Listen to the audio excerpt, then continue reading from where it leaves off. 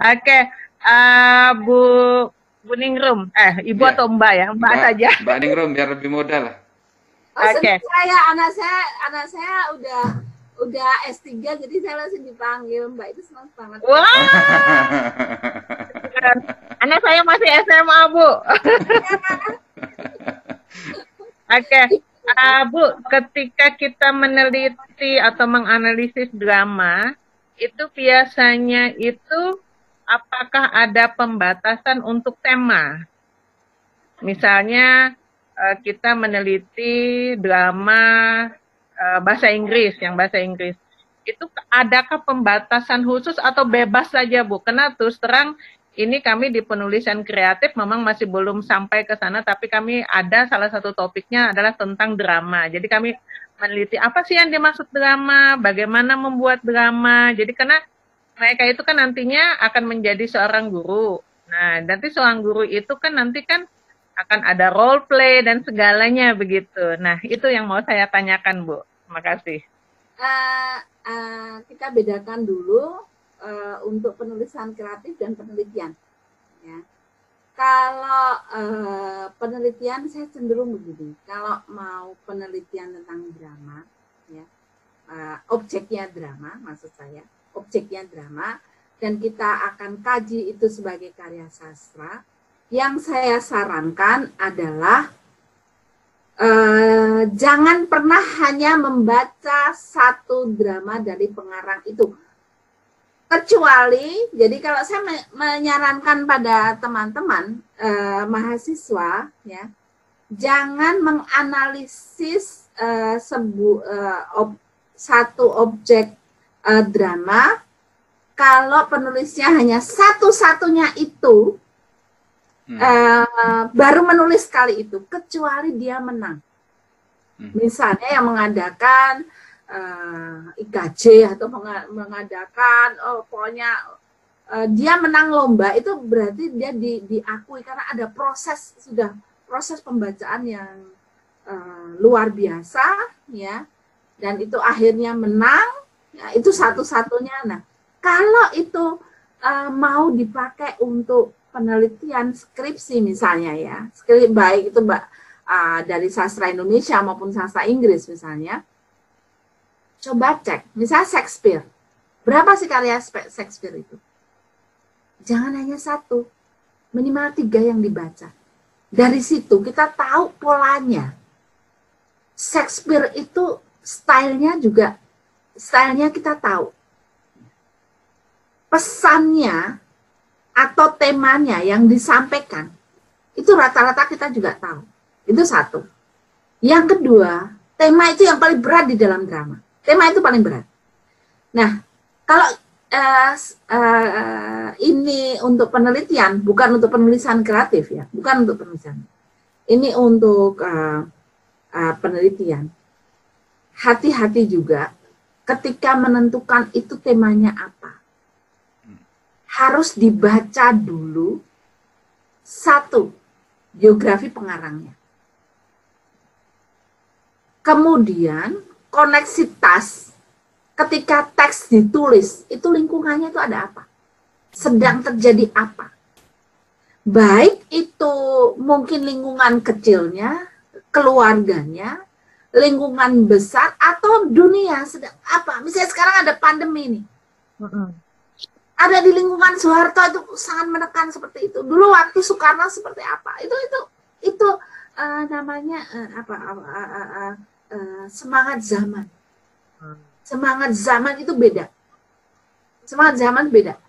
Jadi kalau Romeo and Juliet itu hanya ditafsirkan sebagai kasih tak sampai penderitaan. Itu saya ya, Bu, ya. Iya, itu tuh sangat naif. Ya, harus digali sampai sedemikian itu. Bahkan setiap teks samping yang hadir itu bisa sebagai simbol sosial atau simbol budaya yang luar biasa. Misalnya ketika saya mengaji karya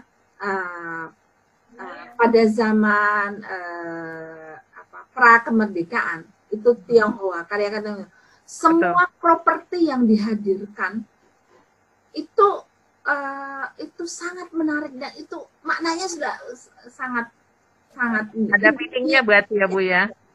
Itu ya. Bagaimana kalau kita ke penulisan kreatif? Sebetulnya saya sarankan orang yang mau menulis itu membaca dulu, pernah membaca sebuah teks, bukan sebagai model tapi sebagai wawasan bahwa ada style seperti ini, ada gaya seperti ini, bagaimana menyampaikan tema. Kalau saya mengatakan di kelas saya, oh, Bu, saya sama sekali belum pernah bisa menulis bohong. Saya katakan tidak hanya menulis status WA, Facebook atau di Line atau bukan hanya itu. Saya selalu tolong misalnya sekarang hal kecil saja, hal kecil. Benda apa yang sangat kamu merasakan sangat berpengaruh dan sangat penting di dompetmu. Oh, misalnya apa yang menurut kamu itu sangat penting di dompetmu. Nah, saya terapi untuk mahasiswa-mahasiswa yang katanya nggak bisa nulis, Bu. Katanya nggak bisa. Saya katakan benda yang sangat penting, yang sangat berarti itu di dompetmu atau di tasmu. Yang kamu kalau nggak bawa itu tuh sangat frustasi gitu ya. Frustasi. Coba itu, bayangkan, imajinasikan. Dia bisa berbicara padamu. Dialog apa yang kira-kira? Bahkan yang ekstrim Pak Saino, saya pernah menerapkan. Oh, itu sampai berlembar-lembar, Bu. Berlembar-lembar itu. Berlembar-lembar dan itu mengejutkan. Di kelas ketika dibaca itu sangat mengejutkan. Yang tidak pernah kita duga. Ya, tidak pernah.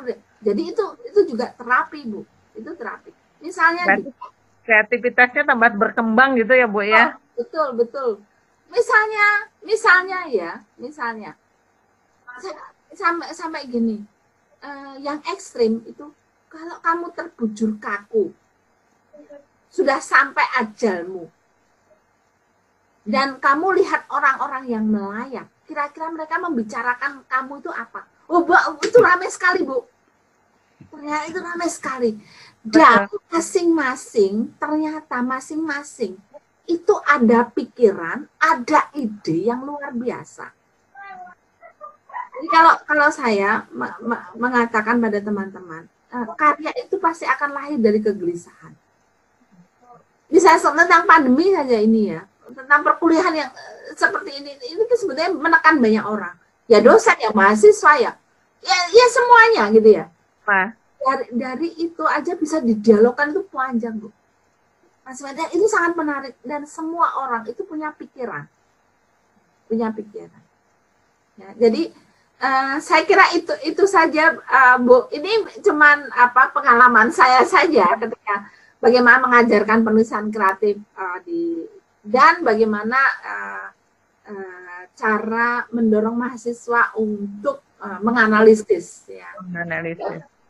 Iya. Terima kasih, Mbak. Terima kasih, Mbak Ibu Nureka Chandra. Ibu, Bu Ningrum, Mbak Ningrum. Ya. Maaf, panggil Ibu kok jadi Mbak Ningrum jadi tua.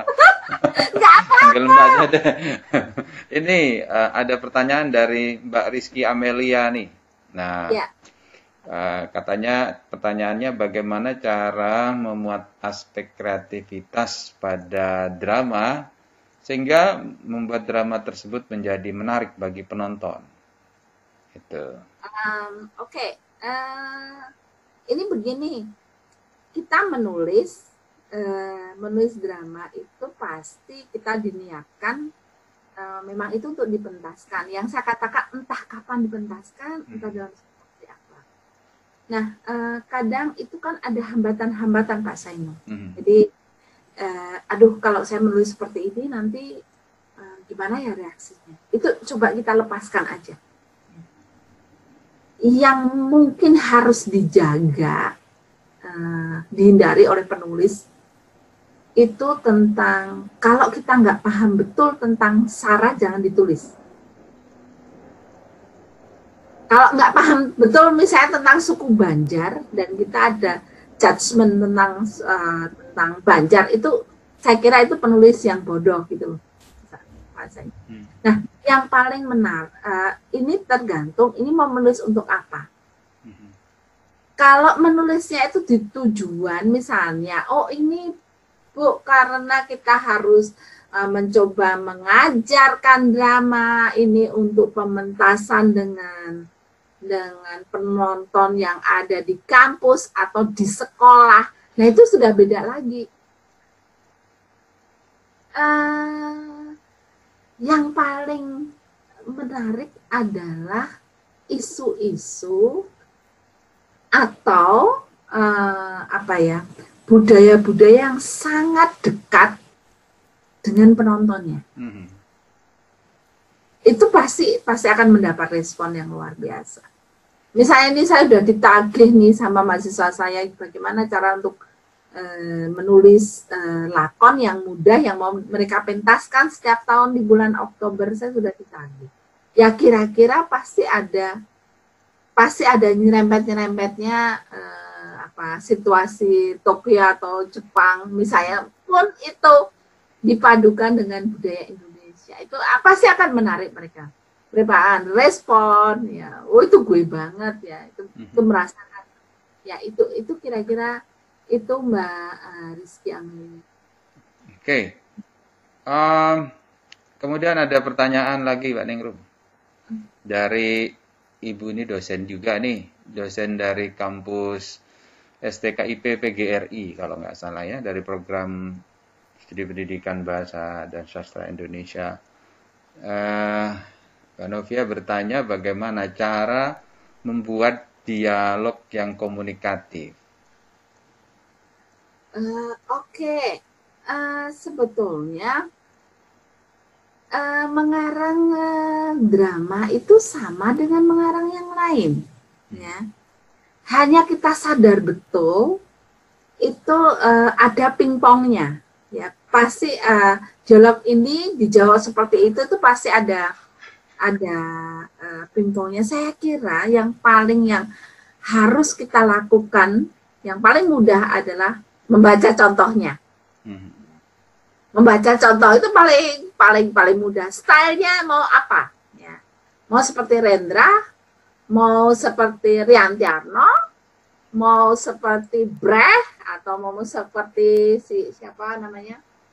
Shakespeare. Ya.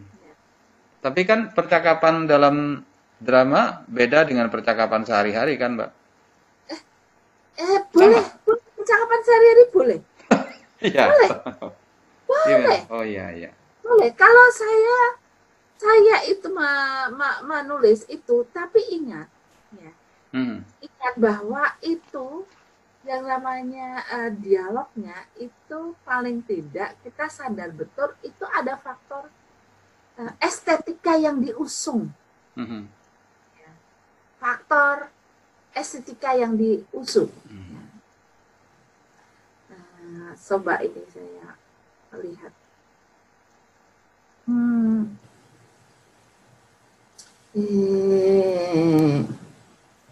Oke. Misalnya ini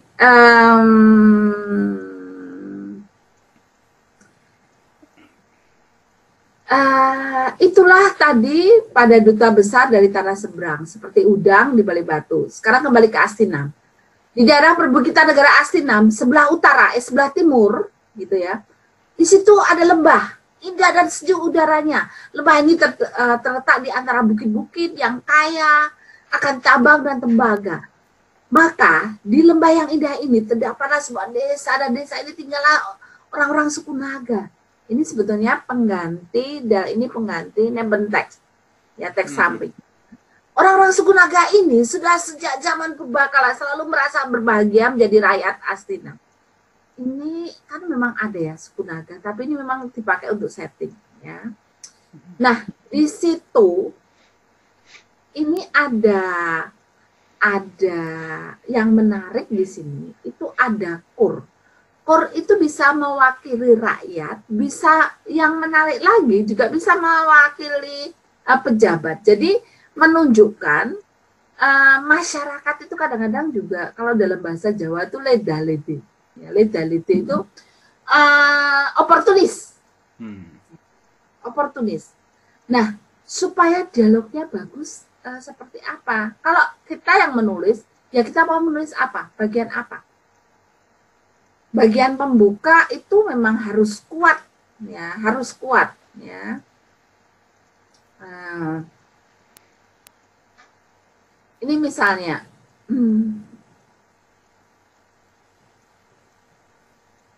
ini kalau Rendra, ini bahasanya putih sekali, ya. Nggak semua orang bisa sekuat Rendra karena Rendra kan penyair ya Mas Ainul ya. Iya.